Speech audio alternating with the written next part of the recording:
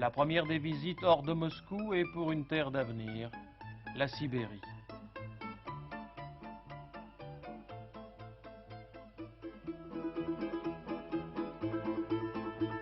La capitale sibérienne, Novosibirsk, n'a que 75 ans.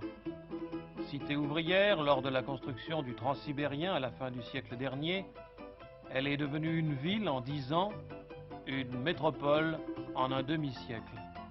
Elle compte à ce jour plus d'1 million d'habitants. Si elle fait penser parfois à une ville de province qui a grandi très vite, c'est parce qu'elle était définie il y a quelques décennies seulement, un village au cœur du plus grand terrain vague du monde.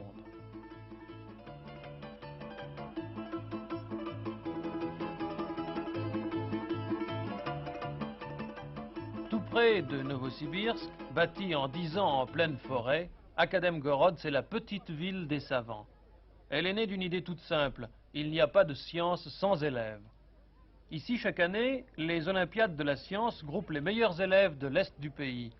Leurs champions restent à Akademgorod, se perfectionnent sous la direction de l'académicien Lavrentiev, mathématicien de réputation mondiale qui fut assistant à la Sorbonne. «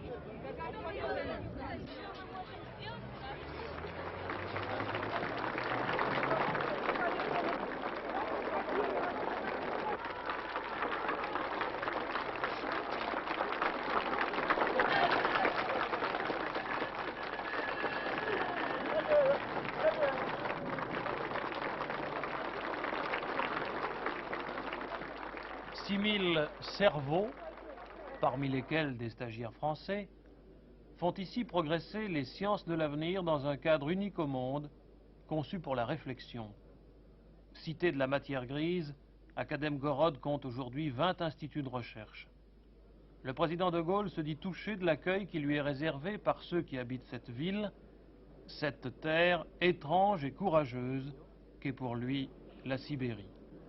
Il cite à son propos Teilhard de Chardin. Sibérie, une terre où c'est pour savoir plutôt que pour avoir qu'on donnera sa vie. Développer le savoir, un facteur essentiel de progression. La France, vous le savez, s'applique elle aussi à cette tâche capitale comme elle l'a fait de tout temps. Elle aide ceux qui s'y consacrent et ceux qui cherchent à pénétrer les structures de l'univers, de la matière et de la vie.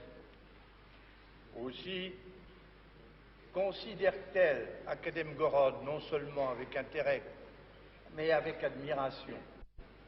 Et elle n'en souhaite que plus ardemment de voir ses mathématiciens, ses physiciens, ses chimistes, ses biologistes, ses anthropologues, ses économistes, ses philosophes collaborer avec les vôtres. Puisse donc la science soviétique et la science française s'unir pour le progrès des hommes, tandis que la Russie et la France s'unissent pour la paix du monde.